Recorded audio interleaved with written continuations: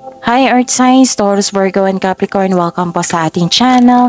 At ito ay inyong Daily Gabay Tarot reading for August 23, 2024. Please be reminded, kung naka-resonate kayo, comment down. Kung hindi kayo naka-resonate, ibigay niyo po sa iba kasi general reading po ito.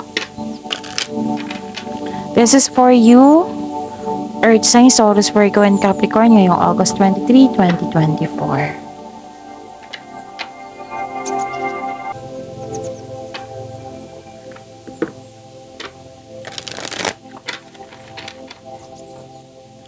Maraming salamat po sa inyo patuloy na suporta at maraming salamat din po sa mga hindi nag-skip ng ads.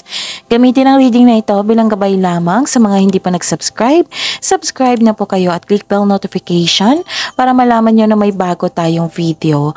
Para sa mga gusto magpa-reading po, may lumabas dyan sa screen nyo ngayon. Panoorin nyo po at sundin ang instruction. Calling the attention sa mga suki ko dito na Taurus, Virgo, and Capricorn. Open na po inyong Monday Gabay Tarot reading for September 2024. May 6 months from now reading tayo at love life reading. So message me for schedule. Maraming salamat po.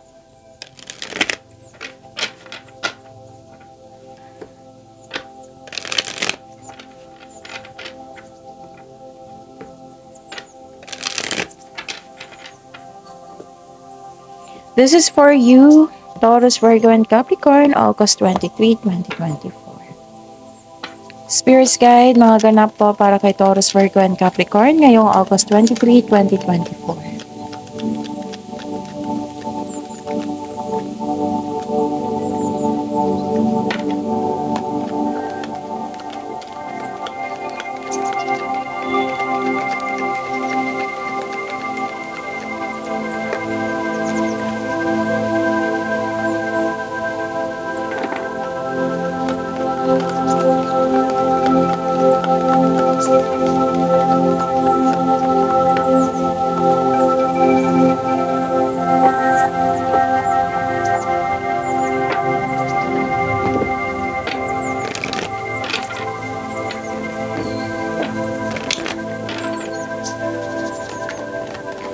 Spirits Guide, message po para kay Taurus, Virgo, and Capricorn ngayong August 23, 2024. Ay, 2 cards po.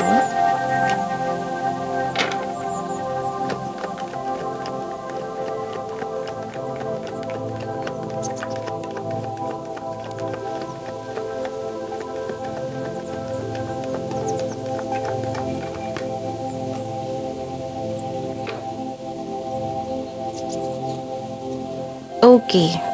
Taurus, Virgo, and Capricorn ngayong August 23, 2024. May nakita ko dito nag-vacation leave, nag-staycation sa bahay, nag-rest day, or nag-iisip ng vacation leave. Gusto nyo mag-relax makaka-relax kayo, magigigalma kayo, you felt security pag nag-stay kayo sa bahay. And some of you, nakikita ko dito na nagkaroon ng, what I meant is home base yung trabaho. Pwede din na may nag-uusap dito na grupo ng tao, and I consider this is your family. Nag-uusap sa domestic matters and property. Pwedeng bumili or ibenta. Nakikita ko dito may new beginning. 2 card na po nagsabi dito na may new beginning. Yes. Pwedeng kakasimulan nyo lang sa trabaho po. Sa bagong project, pwede. May nakita din ako dito na humingi ng attention sa iyo, which is bata. Okay? Pwedeng inner child mo ito or literal talaga na bata. And nakita ko dito na may movement sa malayo. Oo, may movement, parang lumipat kayo sa malayong lugar or binigyan mo na ng action yung matagal mo ng plano or desisyon. Nakita ko rin dito na may nanganak or pwede din na may buntis or kinasal, ganon. May na-receive kayong good news. Yes, may na-receive din kayong good news. Tsaka, this is, change for the better.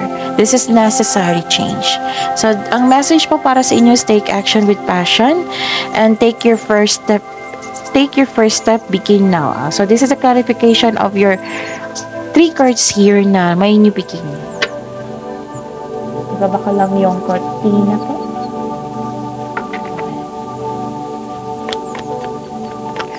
Spirits guide.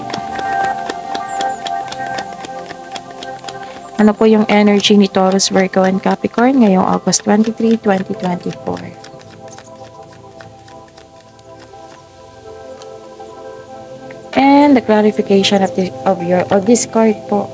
Lumipat agad. Parang busy kayo ngayon So, yun. Panoorin niyo po yung last 4 days Gabay Tarot reading niyo po. Kung may nakita kayo or narinig kayo repeating message, kailangan niyo po iyan bigyan ng atensyon. Kung maaari po, bigyan niyo po ng solusyon at aksyon. Okay, so this is moving on. This is silver linings. So this is a hope sign. Naka-move on ka na sa lahat ng unos na nagdaan at tanggap mo na mga nangyari. Pinatawad mo na sila at higit sa lahat ang sarili mo. Nagkaroon ng healing and growth sa araw na ito. At nakikita ko rin dito na nagkaroon po ng concern sa isang greedy na tao. Pwedeng ang concern is too much focus kayo or nag-overspend kayo sa isang bagay, pwedeng naggasta, pwede din overspending sa trabaho, na nagrereklamo yung tao sa iyo na hindi ka nagbigay ng panahon sa kanya. Okay? And ingatan nyo po ang kaperahan nyo, ha? Pwede din na may concern kayo sa hindi marunong mag-handle ng money. Spirits guide, kayo and money po ni Taurus, Virgo, and Capricorn ngayong August 23, 2024. And the clarification of this card po.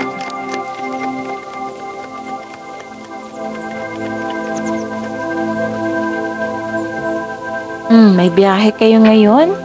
And you are very confident. Kasi nga, yung sabi ko sa inyo kanina, na sobrang busy nyo. At, okay. You have a confidence and persistence in your career po. You are eager to achieve a successful outcome sa work or business po. The advice is don't give up or don't doubt your strength. Okay? May nakita talaga akong biyahe dito. Which is the clarification of your card here na movement. Okay?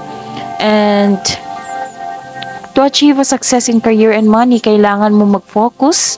Comes with determination and clear intention. So, gawa po daw kayo ng konkretong plano. Sabi po ng cards dito, you have success in the face of difficulty.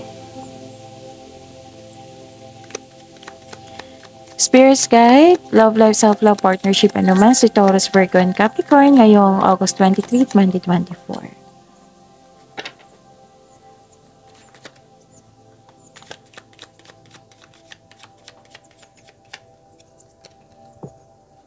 Maraming salamat po sa patuloy na tiwala, suporta sa ating channel, at maraming salamat din po sa mga hindi nag-skip ng ads.